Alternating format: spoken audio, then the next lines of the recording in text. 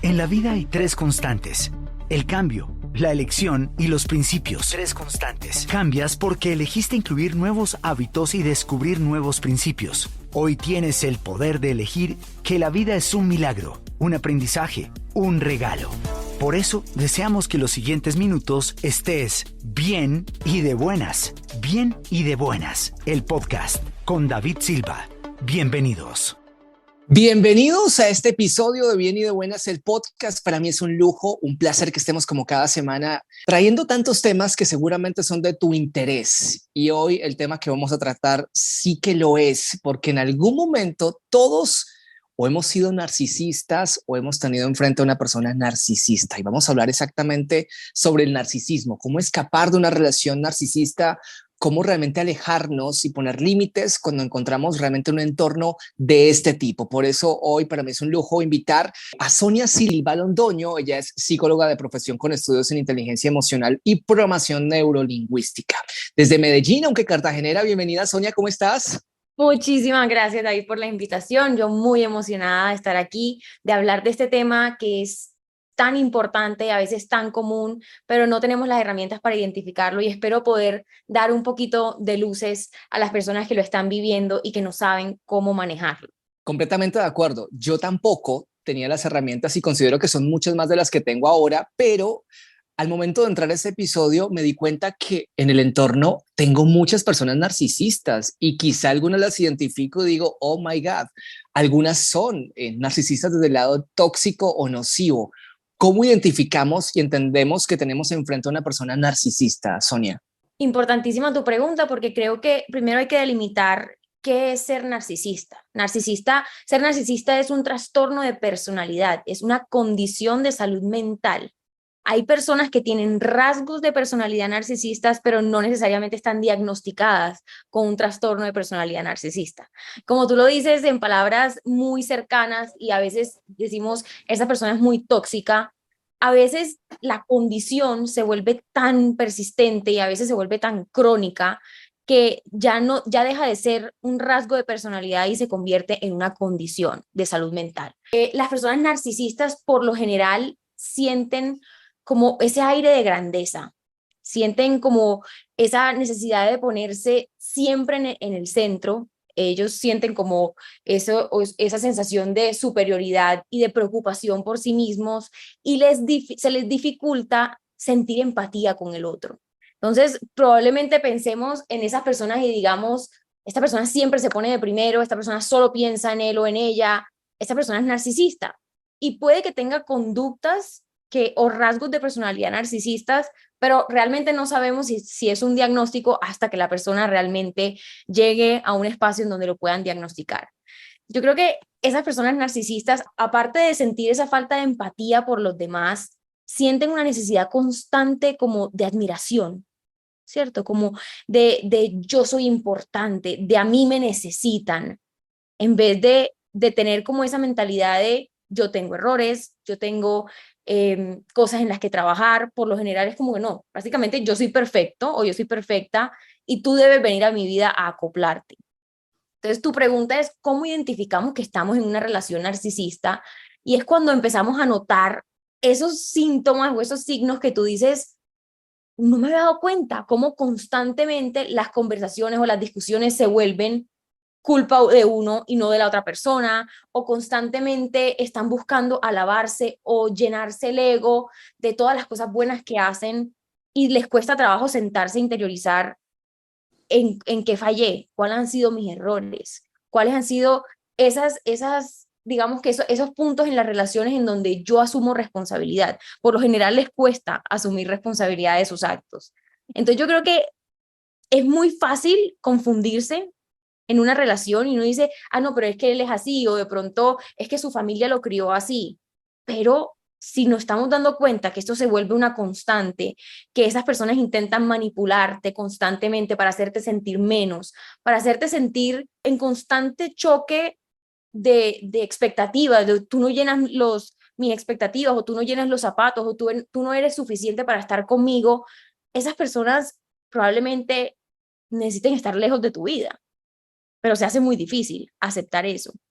Entonces yo creo que cuando tú ves que te están manipulando constantemente, cuando a la persona se le dificulta demasiado ponerse en tus zapatos, cuando estás recibiendo críticas constantes de tú tienes la culpa, tú no haces esto, tú no haces lo otro, y no lo hacen hacia adentro, también la necesidad de control. Esas personas que por lo general quieren que tú hagas lo que ellos harían o constantemente están buscando limitarte. En relaciones de pareja, no sé si alguna vez lo has visto cercano o lo has vivido, esas parejas que decían, no, tú no puedes salir así vestida o no puedes salir así vestido. Es que vas a llamar mucho la atención. Es que es tu culpa que los hombres te miren. En mi caso, me pasó. Tuve una pareja que no me dejaba salir en esos top de hacer ejercicio a la calle porque sentía una inseguridad tan fuerte que quería controlar de alguna manera mi vida a través de sus celos. Yo no digo que esa persona haya tenido un trastorno de personalidad narcisista, pero yo creo que esos son ese tipo de comportamientos que si son repetitivos y son tan constantes en una relación, son lo suficientemente alertantes para poder parar y decir, no, esto no está bien. Claro, porque son personas a las cuales tú no les puedes cuestionar nada y lo que tú dices es su mundo y realmente no importa lo que pasa con la otra persona. Ahora me dejaste claro el punto en que muchas veces ese tipo de control que te parece divertido, ay, a él no le gusta que me vista de esta manera porque, a ver, me quiere y quiere que los demás tal vez no me vean de la manera en que sí me ve él o protegerme de algún peligro en la calle. Entonces disfrazamos el narcisismo con, entre comillas, el amor que esa persona me tiene hacia mí, me está protegiendo, cuando realmente lo que está es agrediéndote de una otra forma, no teniendo control sobre ti, en con quién hablas, con quién frecuentas, a dónde vas, porque aquí, porque allá, a qué hora, mira, es muy tarde, en fin, empieza como a coartarte, a cerrarte los espacios y te das cuenta que estás viviendo realmente un peligro y una pesadilla. No sé si de pronto has visto esta pareja política que es Donald Trump y Melanie, Sí, sí. donde Donald Trump es una persona demasiado narcisista. Yo me pregunto, ¿por qué una persona narcisista nace y se va haciendo conforme llega a la adultez? ¿Cómo se origina una persona narcisista? ¿Desde dónde viene el origen de serlo en su adultez? Buenísima pregunta. Yo creo que como todo hay una combinación de factores. Hay una parte genética, hay una parte también como de crianza y de, digamos que de hábitos que aprendemos a lo largo de la vida que nos van llevando hacia ese tipo de tendencias en nuestra personalidad. Pero hablando de lo experiencial, de lo que vivimos en la crianza, yo creo que como familias, como papás, tenemos que ser muy conscientes de la manera en que estamos, digamos que hablando con nuestros hijos y ayudándoles a robustecer su autoestima sin perder la capacidad de que ellos sean autocríticos. ¿A qué voy con esto? La falta de como de autorreconocimiento viene de esa sobrevaloración de los papás a los hijos o de esa sobreprotección de tú eres perfecto, de tú no tienes nada que cambiar. Esos papás que de pronto al niño le iba mal en el colegio y el problema es de los profesores y no es del niño, ¿cierto? Wow, total. Como que, no, mi hijo es perfecto y el problema lo tienen los profesores porque no lo entienden. Eso puede llegar a ser cierto hasta un punto, pero cuando estamos sobreprotegiendo a nuestros hijos y sobrevalorándolos en su belleza física, en su parte intelectual, en lo que sea, sin tener ese componente crítico, constructivo, podemos correr el riesgo de empezar a criar hijos o relacionarnos con personas que adoptan esa visión de la vida y crecen y se vuelven personas, digamos que con características de personalidad narcisistas y hasta el punto de estar diagnosticados con un trastorno de personalidad narcisista. Yo creo que puede que haya una tendencia o haya una disposición genética, pero tiene que ver mucho con la crianza y con nuestras experiencias de vida, que empezamos como a adquirir estos hábitos de, bueno, yo me di cuenta que en las relaciones puedo manipular, que en las relaciones puedo ejercer este control porque la otra persona, como tú bien lo dijiste y me encanta la palabra, disfraza desde su vacío mis comportamientos. Entonces me sigue habilitando. Yo sigo creyendo que lo que yo estoy haciendo está bien, que no tiene absolutamente nada de malo controlar o manipular a la otra persona porque de alguna otra manera la persona se está quedando en la relación. Si fuera tan malo ya se habría ido y eso no es tan fácil. No es tan fácil porque el narcisista de alguna manera a través de su manipulación, a través de sus comportamientos a veces tóxicos, de alguna manera va disminuyendo tu capacidad de decisión. Yo sé que suena muy loco porque uno dice, ¿cómo le vamos a dar ese poder a otra persona? Pero cuando tú convives con alguien tanto tiempo, constantemente, que te está criticando, que te está demeritando todo lo que haces, que está tratando de hacerte sentirte culpable por todo, de alguna manera tú empiezas a dudar de ti y tu autoestima va para el piso. Y Total. ¿cómo salgo de aquí? Claro, ¿cómo sales tan vacía o tan vacío o tan disminuido por toda la experiencia con una persona con esas características?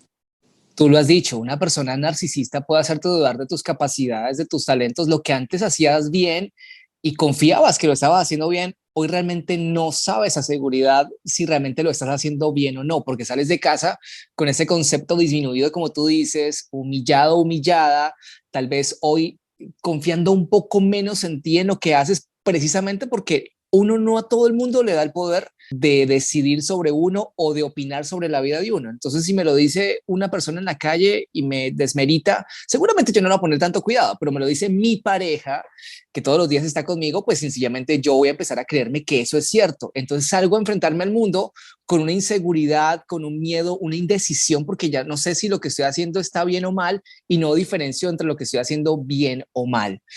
Qué terrible lo que puede llegar a ser un narcisista con nosotros. Totalmente, y una vez te dice, o lo ves desde afuera y dice, una mujer tan fuerte, un hombre tan fuerte como él, se deja maltratar o se deja manipular de esa persona o de su pareja. Y uno a veces ni siquiera se da cuenta, uno puede llegar con una autoestima robusto, saludable, a una relación, pero cuando las críticas o cuando el maltrato o cuando el control se vuelve tan repetitivo, de alguna manera empieza a cuestionar nuestras creencias del pasado y empezamos a reemplazar esas creencias sanas por esa relación que tenemos con esa persona que queremos tanto. Nosotros, o a veces yo me pregunto, ¿cómo podemos querer tanto a una persona que nos hace tanto daño? De alguna manera, los narcisistas nos llevan o digamos que son tan hábiles para hacernos depender un poco de ese cariño o de ese vicio de me maltrata pero me ama, me maltrata pero la recuperación de esa pelea va a ser mucho más grande que la pelea en sí. Entonces como que nos mantienen en ese círculo vicioso de la frase horrorosa que a mí me parece terrible de me quiere pero me aporrea, o sea, como que me hace daño pero a la vez me quiere. Y esa frase o esa creencia nos lleva a quedarnos en relaciones que tal vez no nos hacen nada bien, pero que son cómodas para nosotros.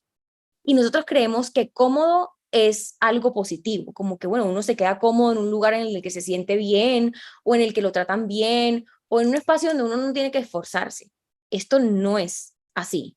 Uno está cómodo en la incomodidad que siente. Uno con una persona narcisista siente de alguna manera que nunca va a conseguir nada mejor. Y eso parte de uno o venir con una baja autoestima o con unos vacíos, unas carencias de infancia, o que a lo largo de la relación tu autoestima se haya visto tan debilitado que no te quede de otra que creer que esa es la mejor relación que vas a poder conseguir. Y por eso uno se queda tanto tiempo en esas relaciones. Y yo sí que he identificado muchas de ellas porque, bueno, diariamente me llegan historias, conozco de casos y ahora con este vocabulario y con esta información, estas herramientas, uno empieza a identificar y darse cuenta que sí, todos somos narcisistas. De hecho, yo soy narcisista al momento de cuidar mi imagen personal en redes sociales, en cuidar la selfie que monto, el contenido que publico. Todos tenemos ese lado narcisista, pero cuando atravesamos ese trastorno ya estamos hablando de algo completamente diferente. ¿Sabes qué? Pienso y me quedó sonando en la cabeza que este tipo de relaciones narcisistas son ese tipo de relaciones en las que ambas partes se necesitan. Es como una relación tóxico acordada, porque el narcisista generalmente siempre aparece en escenarios donde encuentra cómo pescar vulnerablemente a una persona que realmente necesita también a alguien que la controle. Entonces, la persona que está hoy sufriendo de baja autoestima está buscando a alguien que realmente ejerza control de una otra forma sobre ella, sobre él. ¿Tú qué crees que es más importante o profunda, la herida del narcisista o la herida de la quien hoy está sufriendo baja autoestima y se da de frente con alguien de este tipo de trastorno? Fuertísimo, fuertísima esa pregunta, porque yo creo que de alguna manera deben tratarse con la misma importancia, porque de alguna manera a ambos les puede llegar a hacer daño. Tal vez al narcisista le cueste más trabajo identificar que tiene un problema y la persona que lo sufre de alguna manera es más consciente del dolor. Sin embargo, es igual de importante que ambos se trabajen, porque el narcisista, como tú dices, si no le funciona una, va a buscar otra y otra y otra relación que le permita seguir el juego que necesita como para llenarse el ego. Entonces, sí se aprovechan de la vulnerabilidad o de la herida de una persona, a veces hasta de manera inconsciente. No sé si te ha pasado, yo tengo amigos o amigas y hasta a mí me ha pasado que yo digo, ¿por qué siempre me tocan estas personas en la vida? ¿Por qué siempre me tocan ese tipo de hombres a los que a mí me toca salvar? Entre comillas, pongamos un ejemplo. Y es precisamente por lo que tú dices, porque de alguna manera mi carencia, mi vacío, me está llevando a buscar este tipo de personas para que de alguna manera compensen algo que no tengo. Entonces, de pronto esas personas que llegaron a esa relación narcisista tal vez no tenían afecto o no tuvieron visibilidad en su casa, o tal vez están buscando de alguna manera que alguien los haga sentir importantes. Y hacerlos sentir importantes significa dejarse controlar. Ay, es que esta persona me cela porque me quiere. Esta persona me cela o me trata de controlar porque le importo, lo que hablábamos al comienzo. Y para el narcisista es, le estoy inyectando toda la gasolina del mundo al dejarlo manipularme, al dejarlo controlarme, porque ese es el juego que a él lo hace sentir como que está realizado. Entonces se siente muy coherente con quién es. ¿Qué hacer para poder romperle el juego al narcisista? ¿Cómo podemos darle la batalla al narcisista? Yo sé que es muy, muy fácil decirlo, déjalo o déjala, aléjate de esa relación porque te hace daño. Sé que es lo más difícil del mundo, pero creo que cuando llega un punto en el que nos damos cuenta que estamos en una relación así, debemos hacer un trabajo, digamos que constante y a su tiempo, de ir desprendiéndonos de esta persona. Porque creo que la salida más sana para uno es alejarse por completo.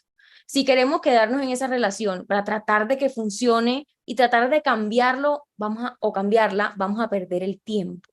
Realmente es muy difícil que un narcisista cambie a menos de que sea muy consciente de que tiene un trastorno o de que sus características de personalidad o sus rasgos de personalidad narcisista le están afectando al resto del mundo. Eso es muy difícil para una persona narcisista, porque él está pensando o ella está pensando en sí mismo o en sí misma, no en la persona que está sufriendo. Entonces yo creo que es importante sentarse un momento a decir en qué momento dejé de priorizar mi vida, en qué momento dejé que esta persona me zapateara, me utilizara, me manipulara, me controlara y me hiciera sentir tan disminuida o tan disminuido que ya ni siquiera sé de lo que soy capaz. Ese es el momento en el que uno tiene que decir, tengo que salir corriendo. No sé si Tengo lo que es. huir. Tengo que huir, literalmente, tengo que huir, aunque no tenga los recursos, aunque no tenga las herramientas, aunque tenga pánico de pensar en mi vida sin esa persona. Tengo que poner sobre la mesa dos cosas. Prefiero sufrir un ratico al alejarme, puedo llorar 3 meses, 4 meses, 6 meses, o quedarme una vida entera recibiendo constantemente como que me sacaran toda la energía, toda la autoestima, todas las ganas de vivir, todas las ganas de ser yo en una relación a largo plazo. ¿Qué queremos? ¿O qué estamos dispuestos a tolerar? Pero dejaste algo muy, muy claro, y es que el cambio para llegar a una relación de este y escapar nace de nosotros y no esperar que la otra persona cambie. Quizá una persona narcisista tendrá que estrellarse varias veces en la vida para entender y dejar el ego, porque además estamos hablando de que una persona narcisista se alimenta del ego. Ahora, ¿cómo dejo el ego y me doy cuenta que estoy padeciendo de un problema, de un trastorno, que soy yo siempre el que tuvo errores y que aquí en adelante, por lo general, siempre uno ve, y esto me suele pasar mucho con una persona que tengo muy cercana, que ya pasó los 50 años y se da cuenta hoy que realmente esa actitud de narcisista le ha llevado a estar hoy solo, viviendo una vida lejana de como realmente la proyectó 20 años atrás.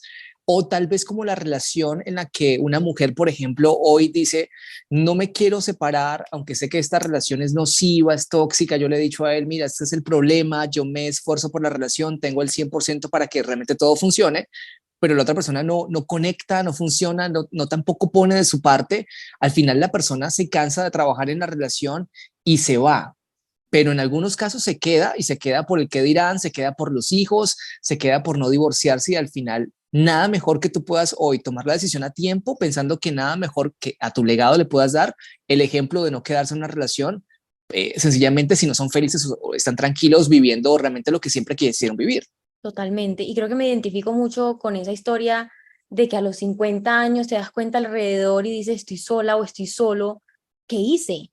Y por qué me identifico es porque yo lo viví, pero del otro lado, ¿cierto? Yo te contaba antes de empezar que yo tuve una relación que bajo mi diagnóstico, o sea, yo lo autodiagnostiqué, era una persona narcisista. Yo tenía 18 años y él tenía 28, o sea, me llevaba 10 años. Teníamos una diferencia de edad muy, muy grande y de alguna manera yo sentía como que constantemente estaba en desventaja, como que yo tengo más experiencia que tú, yo soy más inteligente que tú, yo soy más hábil que tú. Entonces yo constantemente sentía como que no llegaba, como que trataba y no llegaba.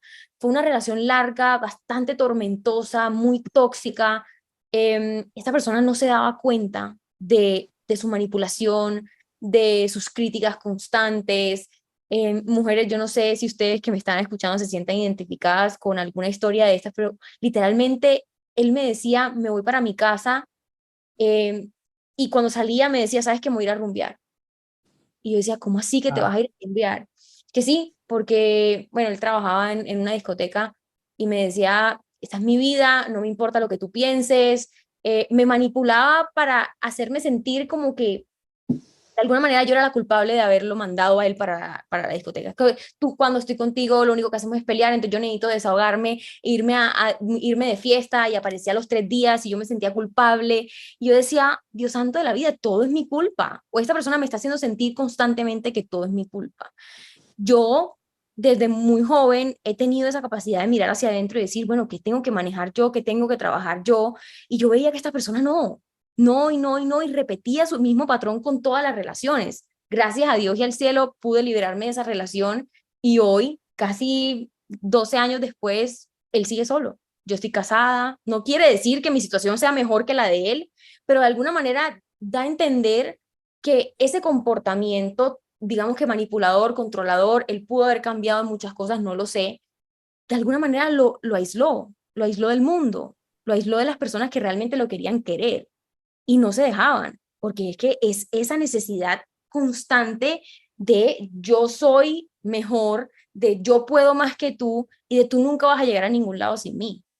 Y no, mujeres, sí se puede. Se puede decir, ¿sabes qué? Yo no merezco esto. Yo merezco mucho más que esto porque tengo capacidades, tengo una historia de vida antes de esa persona y puedo recuperarla. Y después de esa persona, de alguna manera te vas a dar cuenta de todos esos recursos que perdiste y que invertiste, no perdiste el tiempo, pero aprendiste que no te mereces eso. Muchas se quedan en relaciones porque creen que es lo máximo que merecen. Es que yo no me merezco algo bueno porque yo tengo la culpa, porque yo tengo heridas, porque yo tengo errores. Si nosotros nos quedáramos con esa percepción, nos quedaríamos solos. Todos tenemos errores, todos tenemos cosas que mejorar, pero no podemos creer y conformarnos con un amor que nos maltrata o con una relación que nos maltrata, una relación que constantemente nos está criticando, nos está invisibilizando en la relación. Tenemos que tomar la decisión porque es que si estamos pensando en el qué dirán, ese qué dirán no duerme contigo. Ese qué dirán no te seca las lágrimas cuando te agrede, o cuando te controla, cuando te manipula.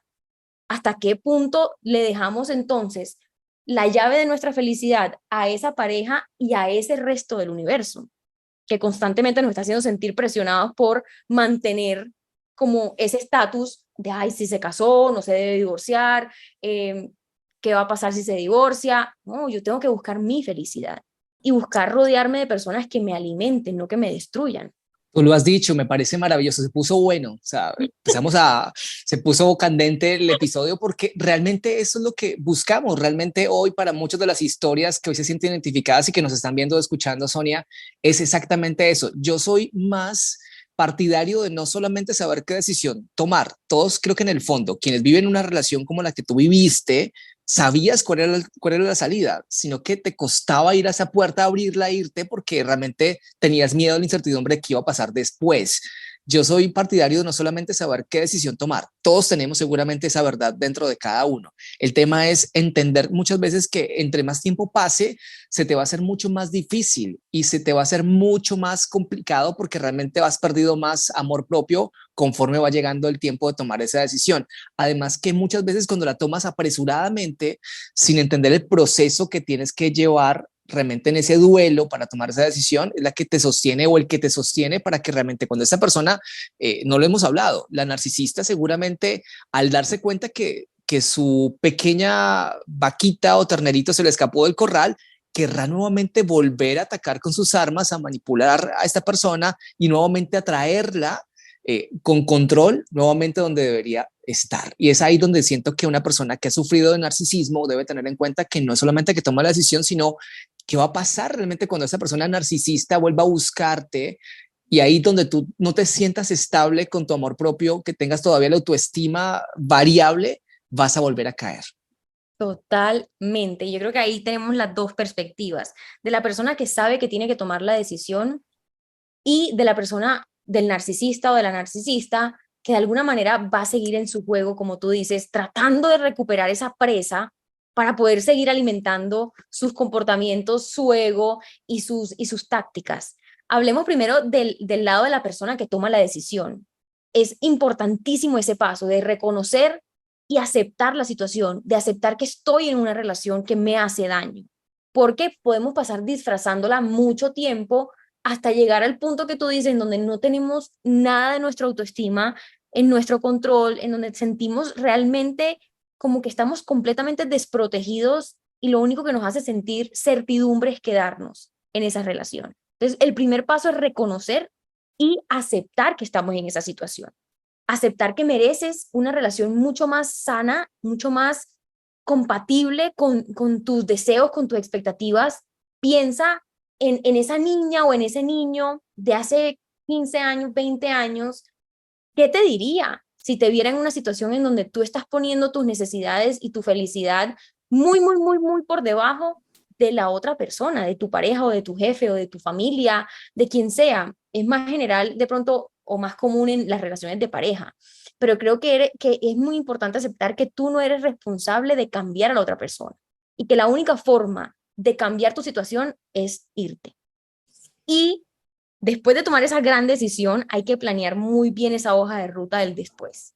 Porque como tú dices, va a ser muy difícil sostener esa decisión teniendo en cuenta que estamos acostumbrados a una relación que nos hace sentir así, o que estamos acostumbrados a ese mensaje, aunque sea tóxico, en la mañana. La costumbre es de alguna manera un arma muy grande en los seres humanos, porque realmente nos apegamos a esas rutinas, a esa costumbre. Entonces, empecemos a pensar en el después de, ok, si ya yo sé que me tengo que ir de esta relación, ¿qué tengo que hacer para poder sostener esta decisión? Buscar apoyo, buscar amigos, familia, profesionales, algún terapeuta que te ayude a reconstruir tu autoestima, a reconstruir tus herramientas para poder decir, yo hoy creo que me merezco algo mucho mejor que lo que esa persona me estaba ofreciendo.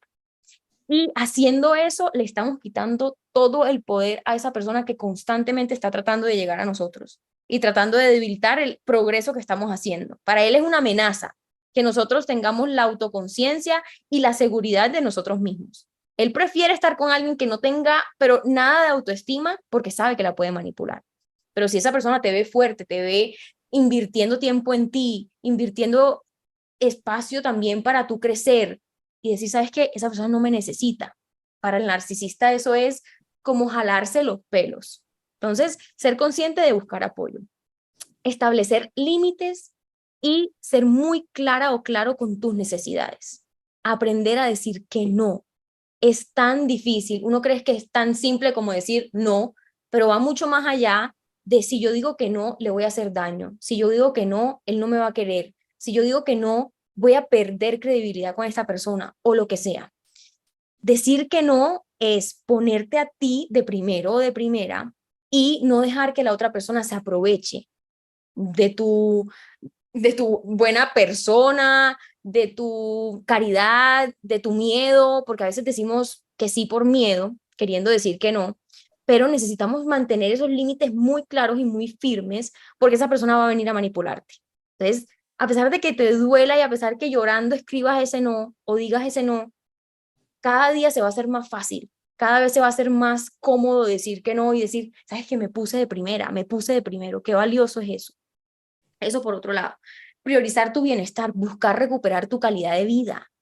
Perdemos tantas cosas estando en relaciones así, perdemos contacto con nuestros amigos o con nuestras amigas porque a la otra persona le supone una amenaza que tú hables con tu amigo o con tu amiga de toda la vida, porque siente que te van a arrebatar de esa persona, o empiezas a perder hacer ejercicio, empiezas a perder priorizarte, empiezas a perder esas cositas pequeñas de tu rutina que te hacían sentir feliz. Empieza a reconstruirla un paso a la vez. Si a ti te encantaba pintar y en esta relación sencillamente te alejaste de todo lo que te hacía feliz, acuérdate lo que en algún momento te llenaba el corazón y empieza a hacerlo nuevamente. Planifica, planifica tu escape, literalmente planifica tu salida. Si te toca hacer todo este trabajo estando en la relación para tú sentirte fuerte o capaz de salir, hazlo, pero siempre con la mentalidad clara de yo me voy a ir. Yo me estoy preparando para alejarme de esta persona por siempre. Y por último es mantener esa distancia. Poder sostener esa distancia entre esa persona narcisista y tú, de alguna manera te va a liberar de esa caja o de esa prisión en la que estás viviendo constantemente en esa relación. Entonces yo creo que por ese lado, de alguna manera tenemos como una hoja de ruta para qué podemos hacer, qué es lo primero que puedo hacer para yo empezar a salir de esta relación. Ser consciente y tomar la decisión y pensar en tu felicidad. Nos cuesta tanto pensar en nuestra felicidad porque queremos constantemente complacer al otro que nos olvidamos de uno, nos olvidamos de lo que nos hace felices Sí. a nosotros. Y eso es muy triste, pero muy real y es muy común. Suele pasar mucho y más lo que uno puede ver en redes sociales. Yo te iba a preguntar porque realmente las redes sociales son ese medidor del narcisismo en su mejor esencia y en su peor esencia, porque realmente uno empieza a diferenciar esa clase de narcisismo que se ve en redes. Y no está mal que uno cuide su imagen, no está mal que realmente uno quiera verse bien, quiera verse bonito, pero a veces a raíz de tantos filtros, de parámetros como los likes, de lo que realmente la gente pueda probar sobre lo que estamos viviendo y haciendo, ¿qué tanto crees que ha afectado o ha impactado las redes sociales a una persona narcisista o a aquella persona que necesita sí o sí una aprobación de los demás? Yo creo que, sabes que las redes sociales han sido como el alimento para una persona que ya venga con un trastorno de personalidad narcisista, porque literalmente las redes sociales se basan en eso, en la aprobación, en la visibilización, en el aplauso de lo que yo estoy haciendo. Entonces, imagínate para una persona narcisista que esté constantemente siendo alimentado o alimentada por lo que las redes sociales supone, va a ser cada vez más difícil ser consciente de que tiene algo que cambiar. Pero por el otro lado, yo creo que también, yo siempre me repito algo y lo repito como a las personas que leen lo que publico en las redes y es, a veces hay que ser egoísta para amarse un poquito. A veces hay que ser egoísta para reconstruir esa autoestima perdido. Y tal vez podemos confundir una persona que se esté priorizando, que se esté poniendo de primera o de primero, sin ignorar las necesidades de otros como una persona narcisista. Y puede que no, puede que sencillamente esté buscando salir de una situación dolorosa o de un momento difícil y por fin se esté priorizando y por fin se esté, digamos que de alguna manera dando el lugar que merece. Pero yo creo que sí es muy peligroso el tema de las redes sociales cuando hay una persona narcisista porque uno puede ejercer mucho más control sobre la otra persona. Piensa a quién le diste like, por qué subiste esa foto, quién te hizo ese comentario. De alguna manera es como un vehículo para controlar al otro y por el lado del narcisista es un vehículo para alimentar el ego, de mostrar lo perfecto que es, de engrandecerse cuando recibe a, que otra persona lo halaga o que la otra persona lo idealiza. Eso es como que le estuviésemos dando comida constantemente a una persona narcisista y se empieza a crecer y a crecer, a crecer. Yo tengo una relación de mucho respeto con las redes sociales, ¿sabes? Yo creo que con los años he sabido poner límites en lo que consumo y en lo que transmito también, porque creo que es un espacio en donde más que todos los niños de hoy en día pueden confundir muchas cosas, pueden confundir felicidad, pueden confundir belleza, pueden confundir realidad con la vida en general, porque nosotros entramos a redes sociales y el 95% de las cosas que vemos son parejas perfectas, casas perfectas, trabajos perfectos, personas que filtran un poco esa parte vulnerable de sí mismos y proyectan esa parte bonita de su vida. Entonces una persona que lo recibe se cuestiona y dice, yo por qué no tengo esa vida, yo por qué no tengo esa pareja, yo por qué no soy tan exitosa o tan exitoso. Y empezamos a crear vacíos a partir de eso también. Entonces yo creo que son dos caras de la moneda que hay que saber manejar, respetar y de alguna manera aprender como a alejar de nuestra vida cuando nos damos cuenta que se está volviendo algo nocivo para nosotros. Si nosotros constantemente estamos revisando nuestra pareja, a quién le da like, a quién le comenta, con quién habla, qué se puso en esa foto, por qué salió así, de alguna manera estamos como habilitando esos hábitos que ni a nosotros nos hacen bien ni a la otra persona le hacen bien. Entonces, no sé si respondí tu pregunta, pero creo que las redes sociales son un arma de doble filo muy importante en nuestra realidad de hoy. ¿Y sabes por qué te lo preguntaba? Sí lo hiciste. Y de hecho te lo preguntaba porque, bueno, soy papá de una hermosa princesa de 8 años. No es, digamos que mi caso, porque trato de tener mucho control en cuanto al consumo de lo que ella puede tener frente a un iPad, un teléfono, una tablet, en fin, con la tecnología y con lo que ve en redes sociales. Pero para muchos de los que vemos en un centro comercial, que para que el niño realmente se quede quieto y me permita a mí ser y socializar, ok, le entrego el teléfono. Ese contenido que ellos pueden ver en redes sociales termina siendo parte del estereotipo que ellos se van a encontrar, lo que tú decías, tal vez alimentando sin querer vacíos en los niños. ¿Cómo desde un papá o una mamá, cómo podemos prevenir una actitud narcisista siendo inocente en este momento, siendo un pequeño monstruo controlable desde ese momento, pero que al final puede ser incluso un problema que ya te coge incluso mucha más ventaja de la que tú imaginas?